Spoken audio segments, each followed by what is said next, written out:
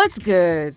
I'm Nikesha Elise Williams, and this is Black and Published on the Mahogany Books Podcast Network, bringing you the journeys of writers, poets, playwrights, and storytellers of all kinds. And I'm excited to share with you 5 of my favorite episodes from the last 4 seasons. This week's rewind is from Season 1 with me. So this was the bonus episode that capped off the end of Season 1, where I told my own Black and Published story up until that point in my life, which was sometime around May 2021 when I actually recorded the story. So what I wanted to share in this episode is the same thing that I want to share in this podcast overall when I interview other authors, and that is the journey. No one's journey looks the same, and no one is an overnight success, even when it seems or sounds like they are. Writing takes time. It can be lonely. You can have a million different things going on in life at once while you try to make time to write, and still, there are no guarantees. But validation or acceptance should not determine the compulsion to write, even though it sometimes does, but we won't dwell. But I'm gonna get off my soapbox and let you listen to the episode, and I'll holler at you on the back end. So here's Writing Past Rejection featuring me, Nikesha Elise Williams.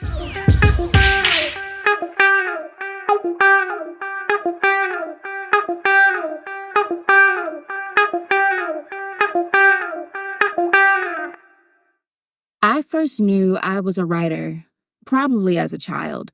My mother has all of my writings from elementary school, kindergarten. But I think the memory that sticks out in my mind the most is probably I was in like 2nd or 3rd grade, probably 3rd. And I wrote something and I hadn't really gotten the grasp of, finding other words to emphasize things. So I would write a lot of varies in my sentences to get my point across that this, whatever I was talking about, needed to be emphasized. And my teacher liked the essay or story I wrote and gave it to the principal, and they hung it up outside of the principal's office as like something a good student did. And, that was one of the first times I saw that my writing was praised. And it just kind of went on from there. I knew no matter what I did, cheerleading, dancing, all that stuff, I always wanted to combine writing. So by the time I got into high school and they start asking you the questions, what are you going to do with your future? What do you want to do with your life? How do you want to, make money? I wanted to combine my 2 loves of dancing and writing. I was like, I want to write and choreograph musicals. That was the goal. I think that's still kind of my goal. I would still love to really do that. How? Have no idea, but I would still like to get to that point. So I went to college and I didn't get into any of the dance programs I really wanted to go to.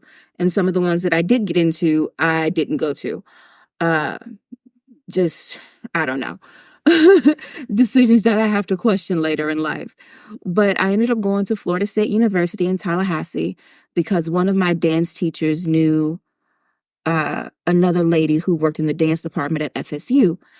And so I ended up going to audition. Even though I didn't get into the program, I still really loved the campus. And so that's where I went. That's where I was going. And I ended up doing a double major in English creative writing, similar to Dantiel Moniz, who we had recently on the show. But I also majored in communications, mass media studies, which gave me that good journalism background. And after 4 years, I graduated with a degree in journalism, knowing how to produce and broadcast and do all of that stuff. And this novella that I had finished in my undergraduate creative writing program, because I was in the honors program. And to graduate with honors, you had to write a thesis. That thesis was called From Pillar to Post. And it was the formulation of what has become my 5th novel, Beyond Bourbon Street, which was released in 2020, but we'll get there. But I graduated. I had this degree and this license to work. I applied to grad schools for MFA programs, didn't get in. I think you're seeing a theme here. There's a lot of rejection going on in this story. And so I was just trying to do everything that I could. If the MFA thing wasn't going to work, if grad school wasn't going to work, then I need to go find me a job. And I had interned in London one summer at NBC. And so they had that nice little internship on my resume. And I had another internship out at Tallahassee with, uh, um, it was like an independent news bureau that did all of the Capitol news. And I had a nice little resume tape. And nice looking transcripts. So I ended up getting my first job in Amarillo, Texas, market like 131 out of 207, basically the place that you go to make mistakes. And so it was there that I began my journalism career and my news producing career. But at the same time, I was still writing. I had all these poems from high school and undergrad that I would write. And then I also had this idea after the election of our first Black president in 2008 that, working in news kind of opens your eyes to the world.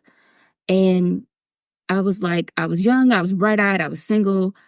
I didn't know half the things I was covering. And I was like, well, who better to have this conversation with than the president, the first Black president? And so a year after his election in '08, November 2009, I began this project of writing letters to the president. And I wrote a letter to the president every day from 2009 to 2010 for an entire year. And that kind of, kept my writing chops sharp. I wrote about whatever I wanted to, just things that were on my mind as a young Black woman who was culturally and politically engaged, even in just this small podunk town in Texas. And after that, between the time I started writing the letters and the time I finished writing the letters, I had met my now husband. We were dating. He was from Florida. So we ended up coming back to Florida. He was in Jacksonville. I got a job 5 hours away in Fort Myers. I continued the letters. Once the letters were done, I launched a blog called Change Comes Slow. This is about 2010. So I launched the blog and I would do the same thing that I did in my letters, but instead of now just writing to the president, I would write to whatever audience found me. I didn't really publicize it. I didn't tell a lot of people about it. I just started writing this blog and it just popped up on Facebook with things that I had written and people would read it. And I did that for about 2 years. Moved again from Fort Myers, finally to Jacksonville to be with my now fiance. Got a job at the NBC ABC affiliate in Jacksonville. And I continued writing on my blog and working all the different shows that I was supposed to work and all of that until about 2012, when it was election season again. And I was asked to produce the election coverage for the station, which was no small task. One, it's Florida, so Florida's a swing state, so it's always big. And then, Jacksonville is an area where it's more Republican, but the demographics are slowly beginning to change over time.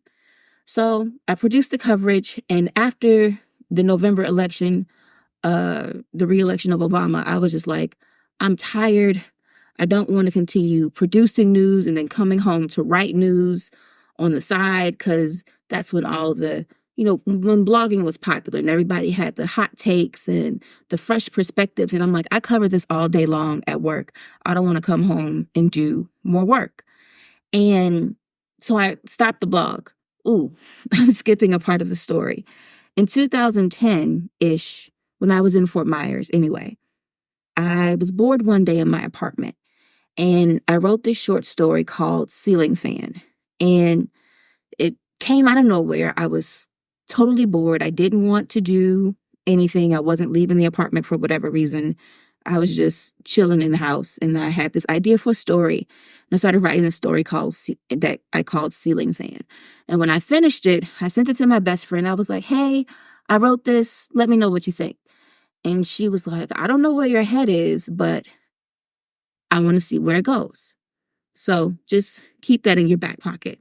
So when I finally decided I didn't want to do the blog anymore, I saw this contest online for like screenwriters or submitted treatment. I don't know if it was for Bill Cosby or Will Smith. And I know that's a horrible confusion to make in light of recent events over the last few years, but It was for one of them. They were doing something where they were letting people send in a treatment or a pilot for a show. And, they would get feedback. It was probably for a workshop or a fellowship. I sent it to my brother because he works in the film industry. And I was like, hey, you should do this. And my brother was like, well, you should do it with me. And I was like, okay, whatever, fine. And so I came up with this idea for a show called Dawn in the Evening, because Dawn was the character's name and she did her show at night. And I just thought it was like a cute little play on words or whatever. And so I had the whole idea, never wrote it down, and didn't submit for the contest, didn't really do anything with it. So I have this idea for Dawn in the Evening. I had this idea in the short story called Ceiling Fan. And I just let them be dormant in my mind. I continued on with my life, with producing. I stopped blogging. I shut everything down. And then the producing at that one station in Jacksonville took a turn where I just didn't want to be there anymore. My contract was coming up. I didn't want to renew. I was passed over for a promotion. And I was just like, yeah, you know what? I'm good. So I kid you not, I submitted my resignation on a Thursday. And then I think the next week on a Tuesday, the special projects manager and the web internet team manager, they came in early in the morning, like right when the morning show was ending, which is the shift that I worked. And they were like, hey, can we talk to you? And I was like, yeah, sure. And they were like, yeah, well, we're not going to let you finish out your contract. And I just started laughing because I was like, I've already submitted my resignation. You're going to pay out the rest of my contract anyway. And I think it's funny that the news director isn't here to do this herself. So I was like, okay, well, here's my badge. Here's my headset. Here are my things. I'm going to grab my coat and my purse and I'm out. And I left. I went to breakfast with a coworker. And then when I went home, I sent them an email saying, hey, I know I'm not finishing my contract, but you're still obligated to pay out my contract. Here are the dates that are left. Here are the vacation days that I've accrued that are owed to me. I had all of my paperwork and my documentation. I attached it to the email. I said that if they didn't, then they would be in breach of contract and they'd be hearing from my attorney. I didn't even have an attorney. I was just saying all the stuff that you're supposed to say. And I sent the email off and they were like, yes, we'll get this taken care of. No problem. And I was like, well, bet. I was already looking for another job, so it didn't really matter. But in that time that I left the one station and before I got the job at my next station and my very last station before leaving the industry, I saw this contest called Critique My Novel. And it was send us the first 10,000 words of your manuscript and we'll give you professional feedback on your book. And I was like, I don't have no job. I haven't had any interviews yet. I can write 10,000 words of a book and send it in by this deadline. And so that's what I did. And that short story that I had written in 2010, Ceiling Fan, I dug that up. And then the idea that I had for another character, Dawn Anthony from Dawn in the Evening, I never forgot that character or her storyline. I dug that up out of my mind, out of the recesses of my mind. And I started on a blank Word document working on my laptop, what eventually would become my debut novel for women. And so that is how I got to my first book.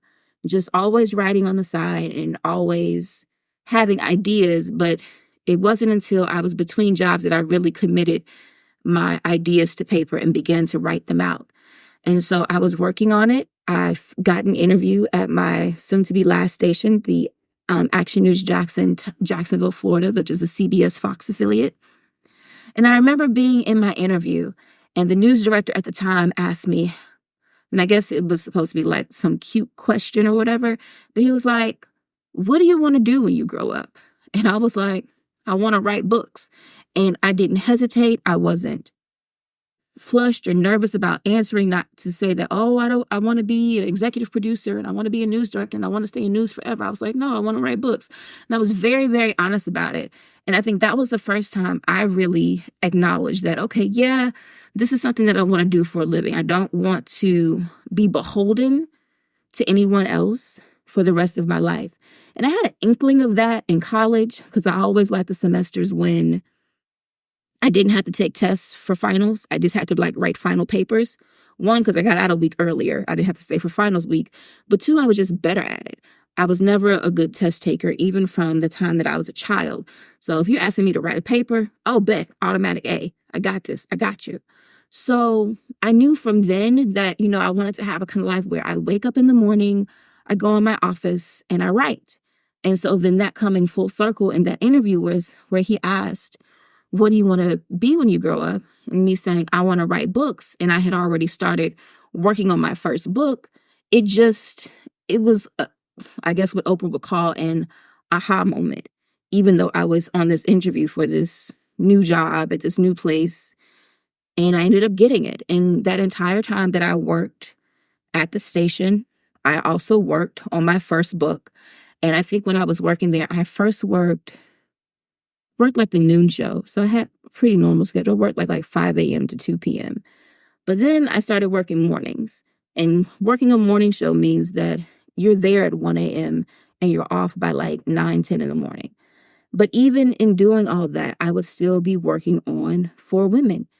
And I worked on it, and I worked on it, and I worked on it, and I worked on it. And a year later, March of 2014, I'm sitting in my dining room. My husband and we're officially married. We have our new house. I'm sitting in my dining room on a Sunday. I'm typing. I think I'm on like chapter 31. And I'm typing. I go to save. And it doesn't save. I get the spinning wheel of death. So I do a hard shutdown on the computer, reboot it, open the document back up, see that I've lost that page and a half that I was typing. But, no biggie. I can rewrite that page and a half. I rewrite that page and a half. I go to save. It doesn't save. Spinning wheel of death. Hard shutdown. I reboot the computer. And then I go to open my flash drive where the document was saved. And nothing. There was absolutely nothing. It didn't open. There weren't any files in it. Flash drive died. I freaked out. I just gathered all of my things, the computer, the flash drive, drove to Best Buy, waited in line at Geek Squad, and I was like, I don't care how much it costs. I just need you to find my file and get it back. And they were like, ma'am, what file? What happened? And so I'm explaining them the story of how the flash drive died, how I was writing on this book, and now nothing is there. And they were basically like, we don't do that. We can't help you. And there was a white man in line, either in front of me or behind me. And he said, first of all, you should never tell anybody that you don't care how much something costs because they will take advantage of you. I don't normally do this, but I run a computer repair shop. I can help you if you just follow me. And I was like, okay, let's go. I don't know this white man from Adam. He could have been any number of bad and dangerous things, but I trusted him. I was desperate. Very, very, very, very desperate. There are those varies again. And I got in my car. I followed him out of the parking lot of Best Buy. Followed him to his shop, which was, if you're familiar with the Jacksonville area, it was on Beach Boulevard somewhere, like between two old, used car dealers. And he opened up his shop. He had like a little dog inside, and he got my computer and my flash drive, and he started trying to do the data recovery process on it. He found every file on that flash drive except my manuscript for For Women. He said, okay, I can't find it, but I know some data recovery folks up in Seattle. I'm going to send your flash drive to them, see if they can find it, and they'll send it back to you. And he didn't charge me for any of this. I didn't pay him anything. And while I was there, he's like, and I'm also going to set you up a Dropbox account so that you can always save your stuff, have a backup. So yeah, he set up the Dropbox account, sent off the flash drive to data recovery specialists in Seattle. And I went home and I waited and I waited and I waited and I waited. And then finally around May, the data recovery people, maybe it was late April, They get back to me and say, yeah, we found all of these files. I said, did you find anything called For Women? And they were like, no, we didn't find that file. They found everything I had ever written in college, every letter to the president, every poem that I had tried to coalesce into a manuscript years before, but never did anything with. They found all of that. For Women, gone. It was as if it never existed. So I had to wrap my mind around the fact that what I had been working on for a year was gone. And honestly, what I had been conceiving of over the course of several years, because I had that short story I started in 2010 that became the basis of For Women, was just gone, and I was never going to get it back. And as I was wrapping my mind around this concept and this idea and this thought, and, really preparing, asking myself, are you going to do it again? Are you going to dedicate the time to write it again? My husband said to me, because he's not one for a pity party, it's the Marine in him. He said to me, hey, either you're going to rewrite it or you're not. I don't know what you want me to say to you. I can't cry for you. You're either going to do it again or you're not. And even though I was really upset and kind of pissed with him for saying that to me, I knew he had a point. If I wanted to be a writer and wanted to write books for a living, I was either going to rewrite the book, because it wasn't like I didn't know the story. I was either going to rewrite the book or I was going to give up and go on about my life as a television news producer. So I decided I was going to rewrite the book. So now we're in May of 2014. And that's the same time that we found out that we were pregnant with my first child. My husband has 3 sons from a previous marriage. So I'm pregnant. I'm pissed. I have to rewrite. And I'm just angry. I'm angry because I have to start over. But I knew I had to start over. So luckily, I was able to find those first 10,000 words from that contest in an email I had sent to friends a year prior. And so I take out those 10,000 words, which is like the first 8 or 9 chapters of For Women. I think it's the first 9 chapters. And I start over in chapter 10. This chapter I started over in is a Johnny chapter for anyone who's read For Women. I think the second or third Johnny chapter, something like that. Sorry, I'm out of breath because I'm pregnant again. I'm 37 weeks and some change. So baby is pressing on everything. So if this episode sounds really out of breath, I apologize for that. That is why. And I've mentioned it in the previous couple episodes that I'm pregnant. But yeah. Let me catch my breath. Child. So yeah, I find out I'm pregnant with our first child, my son Mylan, who's 6 now, and I have to rewrite this book. And that summer, my stepsons came for the summer as they usually do, and they were younger then, like still young kids, and they wanted to do stuff. So what I would do during the summer when I got off of work, because I was still working mornings, I would get off, I'd come home, I'd take a nap for like a couple of hours, and then I'd take them to the park. And we all had bikes. So I had my bike, they had their bikes. And I would pack a lunch, snacks, a big thing of ice water, because, Florida gets hot in the summer. And we'd ride our bikes from our house to the park that was just not too far from us. And I'd have their snacks, and I'd have my laptop in my bag. And I was like, okay, I got 2 hours on this laptop battery. There's your snacks. Here's your water. There's the park. You've got each other and what other friends are out here. Have at it. And I did that for the majority of that summer. And I wrote all through that summer. I wrote through my entire pregnancy. I delivered my son January 17th, 2015. And then when we came home, I never changed my schedule as if I wasn't working. So that whole, midnight feeding, 3 a.m. feeding every 3 hours, I was so used to being up at those hours from my job that from midnight to about 6 a.m., I just didn't sleep. I treated it like it was a job. So I would do the midnight feeding. I'd go in my office. I'd write. 3 a.m. he woke up, I go feed him, I go back in my office, and I write because I had to finish. I had never finished the book. I had gotten really close. I was 7 chapters from the end when I lost it, but I had to finish the book.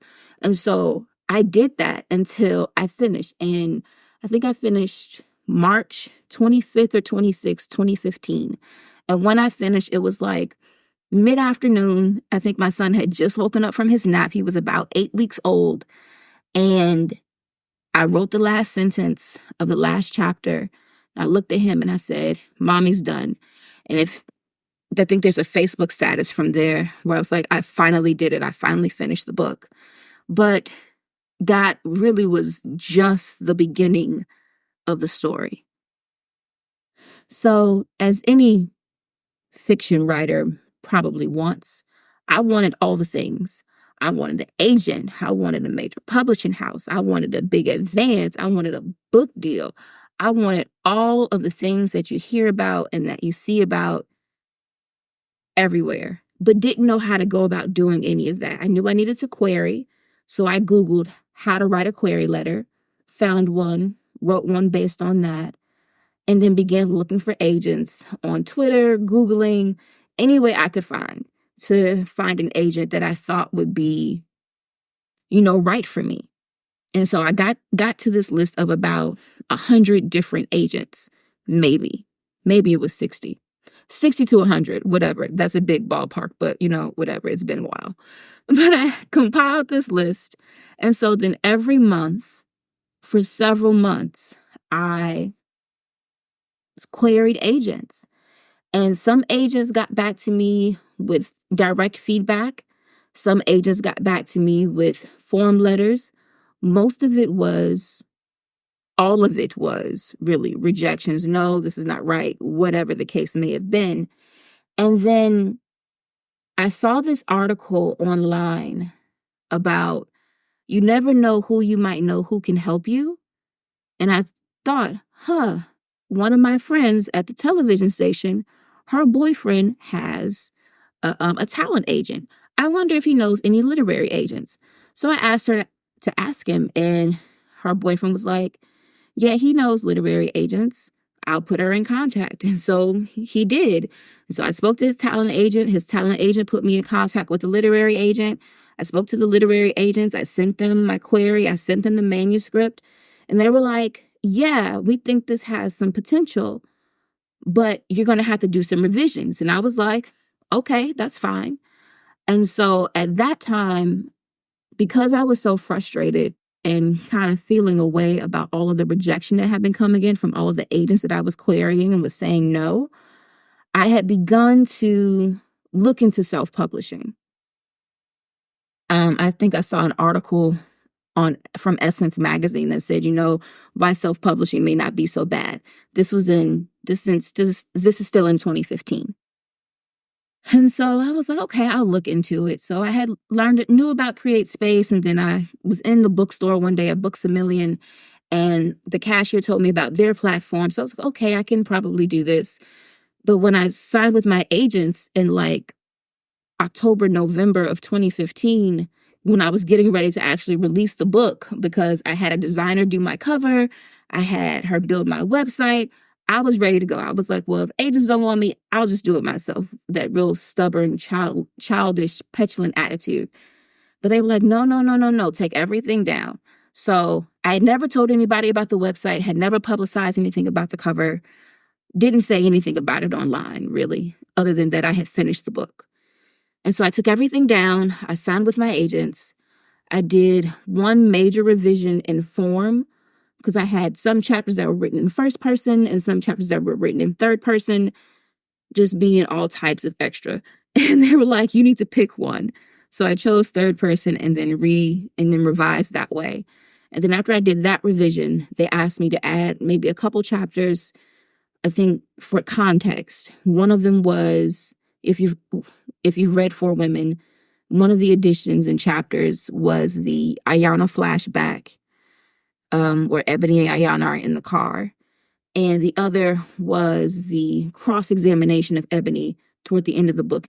So I added those chapters, and then I think there was some other revision that I had to do before they decided it was ready. By that time, it's June, July 2016, and they began to put together my proposal, the query that I initially had written, my comps, my positioning statement, and began to acquire lists of publishers that they were going to send it out to. I think we heard back from a couple right away that was like, send me the manuscript. And then everything else was crickets and crickets and crickets until we had another talk maybe around November, December of 2016. And it was Jacksonville Public Library had announced they were launching the inaugural Jacksonville Book Festival.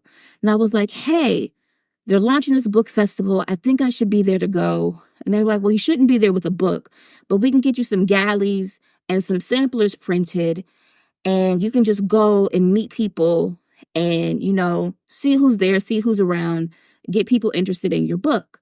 And I was like, okay, well, I want to make a trailer for the book as well. Me being a TV producer, I always think video. So I did. I made a trailer for the book. As I was making the trailer for the book, I was like, well, most trailers have release dates in them.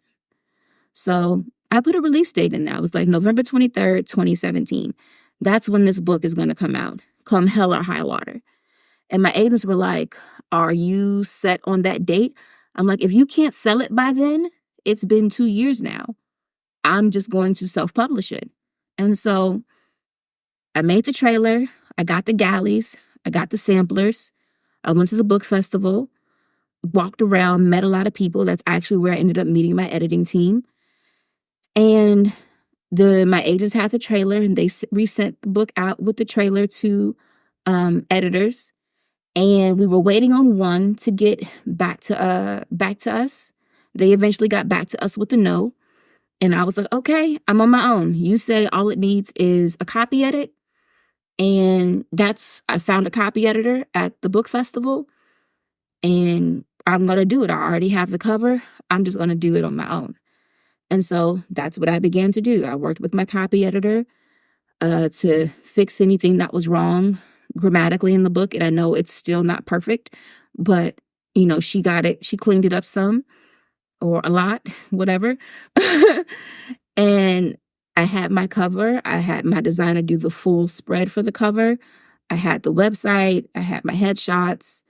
And so then I just began doing promotion on my own, using my contacts in news to try to get the word out, try to get interviews, try to get press, try to get coverage. It helped that I worked in television because then people knew me. And I just worked on it that way. And November 23rd, the book came out. Prior to that, maybe a month ahead of that, in October of 2017, I decided I was going to form my own publishing company, because I didn't want Amazon's name on my work as like, this is a Create Space book or anything like that. I was like, if I'm doing all the work, my name's going to be on it. And so I filed with the IRS and filed with the state and paid my little money. And that's how New Reads Publications was born. I always say it was born out of vanity because I didn't want someone else's name on my work, but it has become much, much, much, much more than that. So yeah, I started a publishing company in October of 2017. My book came out November 23rd, 2017, which I believe was Thanksgiving that year. And the reason it came out on that date is because the book is set around the death of Jordan Davis, who was a 17-year-old boy who was killed over loud music in Jacksonville. And working in news, that case really shook me.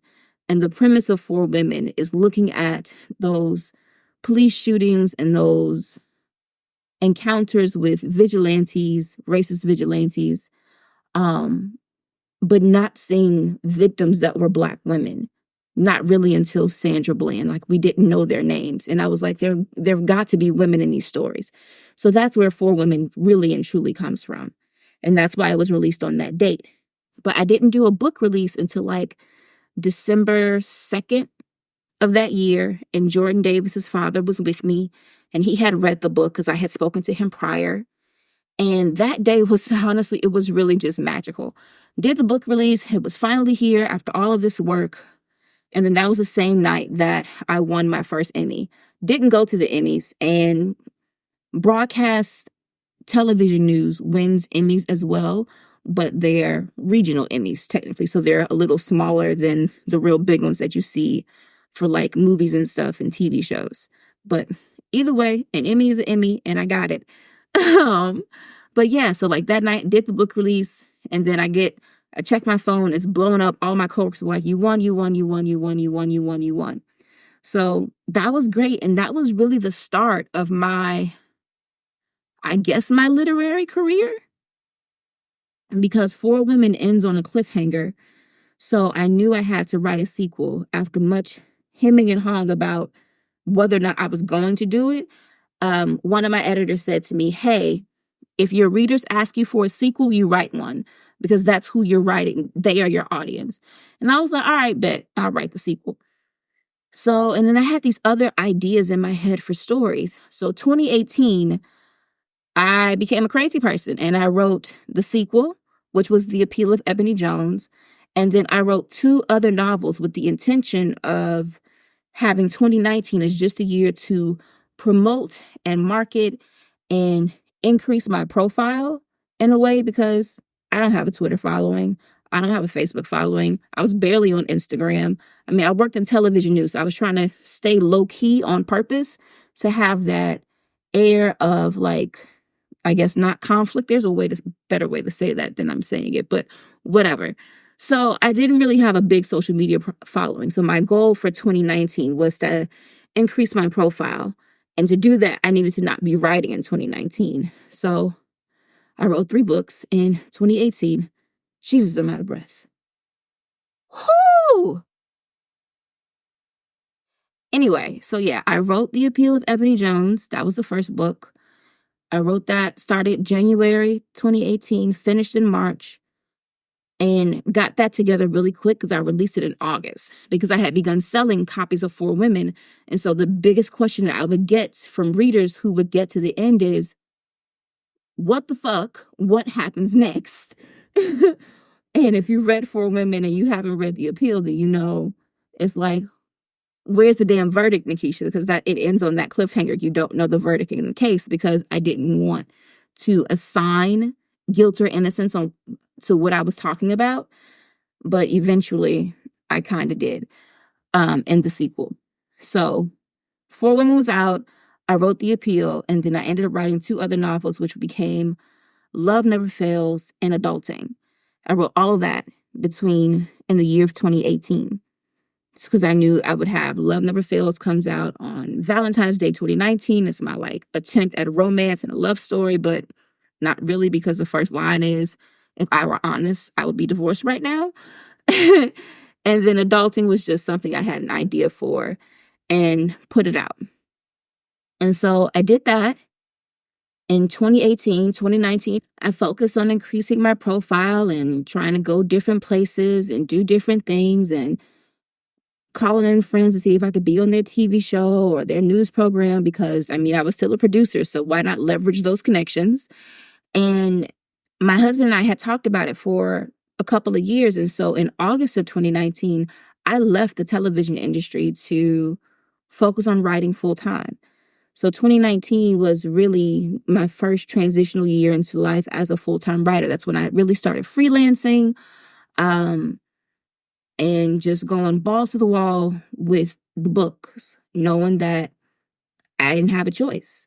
I had to make this work. If this is the dream, and my husband's giving me this gift of, go ahead, do it, I got us, I have to make this work. And so that's what I did. And in between all that, I also had another manuscript that I had finished, but I had not come back to. It wasn't ready for release. And that was the first draft of my 5th novel, Beyond Bourbon Street. So I know I'm telling the story all out of order. But like in 2016, while my agents were sending out Four Women for editors, I had downtime. And I had been writing on the side all the time since 2009 when I started the letters to the president. So I had all this free time, and I was like, well, there needs to be another story. And after having my son, the story of my novella from undergrad came back to me, because that was just two people meeting in the lower Ninth Ward in New Orleans post-Katrina, trying to rebuild. And so I kept thinking, what do their lives look like now? What happened to them? What's going on? And so I began to draft their story. And so I finished it sometime in 2017, like August of 2017, before Four Women came out. And I finished it, I printed it, and I put it on top of my printer because I'm like, this book isn't going to come out until 2020. And I sat on it because Four Women came out in November. The Appeal of Ebony Jones came out in 2018. Love Never Fails and Adulting both came out in 2019. I left my job. I was freelancing. And in doing all of that, I also had poetry that I was becoming known for in my community. And I began to put together this poetry collection. And so come 2020, I have a poetry collection. I'm doing a one-woman show. I'm skipping lots of parts of the story, but I do a lot of things. And this episode would be super, super long if I tried to explain all of those things. But I had this poetry collection. I teamed up with this lady in my community who has a small black box theater, did a one-woman show based on the poetry collection, and then coronavirus. That happened. My show opened March 5th, 2020. The last show was March 8th, 2020. I had another poetry event based upon the show on March 11th, 2020, which is the same day that the World Health Organization declared COVID-19 a global pandemic. And then I didn't leave my house for anything. The speaking engagements, the things that I had booked, all of that was canceled. But I still had another book coming out, because After Lessons We Were Never Taught was going to be Beyond Bourbon Street for the 15-year anniversary of Hurricane Katrina. Yeah, 15-year anniversary of Hurricane Katrina. And so I just worked on it. I worked with my copy editor. I worked with my developmental editor. I worked with my graphic designer to get the cover ready. And I kept freelancing. But in that time where I can't go out and actually like sell books, because that had made up a bulk of my income in 2019, after I left the television station, I ended up signing my first two clients to my publishing company. I had published Jessica Lynn's book in 2019, but because we had known each other so long and I didn't know if I could do it, I won't say I didn't treat her like a real client, but it was experimental. It was different. But by the time I finished that process and her book came out and she was happy with it and she was pleased and she was excited about it, I was like, okay, I can do this. Let me start to really organize this business like a business and have contracts and all these things, all the things that, you have to have as a small business owner, especially as a creative. So yeah, even though all of my stuff was canceled in 2020, after the pandemic was called, I signed two authors and began working on their books while also working to release Beyond Bourbon Street. And that's how I sustained through 2020. That is how I got through. I actually ended up signing a third author in that time, but his book is not ready yet. It's soon come whenever he is ready to get back to it. So, and that's how I got through. And then Beyond Bourbon Street came out in August of 2020. I did a couple virtual events, and then I got pregnant. And it wasn't a surprise, baby. It was a planned pregnancy because my son is 6, and my husband and I were like, if we don't do it now, it's going to be a never.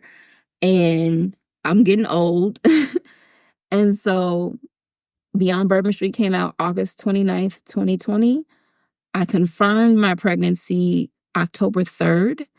I think I knew like late September. I had a feeling. But I confirmed it October 3rd. And ever since then, I've just been writing freelance, minding my business, promoting the books, working with my authors, because Ben Gooney's book came out in January of 2021. My next author's book will come out June 8th, so it'll be out by the time that you hear this episode, because today is May 23rd. No, today is May 24th, 2021. That's when I'm recording this in my little closet studio. And I've just been going. I found out I was pregnant, and then I had this nagging idea for a podcast, the podcast that you're now listening to. Sometime mid-2020. And I kept running away from it, kept not wanting to do it. And I was like, all right, God, you keep bringing this idea back to me. If I'm going to do this, you need to provide the funding. Jehovah, let's go. And the Lord came through. He provided the funding. I had the equipment that I had already bought because I had started trying to do audiobooks. The only one that's out is for women, so it's not a super far advanced process because everything that I'm paying for out of pocket. But yeah, I started working on a podcast, and a lot of writers that I had been tangentially connected to through various groups on social media said yes and gave us the season that we had on Black and Published. And I thank them. I'm grateful to them. I'm grateful to you all who are listening and still listening to me ramble thus far. And, we'll see what happens next. Baby girl, I'm having a girl. She's due June 10th. So, again, she'll be here by the time that you hear this bonus episode. This bonus episode is actually going to air August 3rd, which is my birthday. I do lots of things around my birthday. But it always seems to come back to be work-related. But yeah, you'll hear this episode August 3rd. My baby girl will be here. Some of you may know I'm in the NPR Story Lab workshop working to make this podcast better for you for season 2, which is why season 2 has to be banging. But I didn't want to end season 1 without, telling you all my story and sharing with you more of who I am and what I do and all that good stuff. I hope you enjoyed this week's Black and Published Rewind with me, your host, Nikesha Elise Williams. There's a part 2 to this story that I recorded in October of 2022 called Writing Past Imposter Syndrome that you can listen to now wherever you get your podcasts. Just scroll back in your feed a little bit. And on that episode, I talk about my latest book that had come out at the time, Mardi Gras Indians from LSU Press, that is all about the resilient spirit of the Black masking Indians of New Orleans. You can get Mardi Gras Indians and all of my books from Mahogany Books, where you can find a wide range of titles by Black authors like me and those featured on this podcast, and support a Black-owned business. Plus, listeners of Black and Published can save 10% on regular price books and merchandise when you use the coupon code BLACKPUB at checkout. That's BLKPUB. Head over to mahoganybooks.com and grab your next great read today. I'll holler at y'all next year in 2025 for Black and Published Season 5, with more of the journeys of writers, poets, playwrights, and storytellers of all kinds. Peace.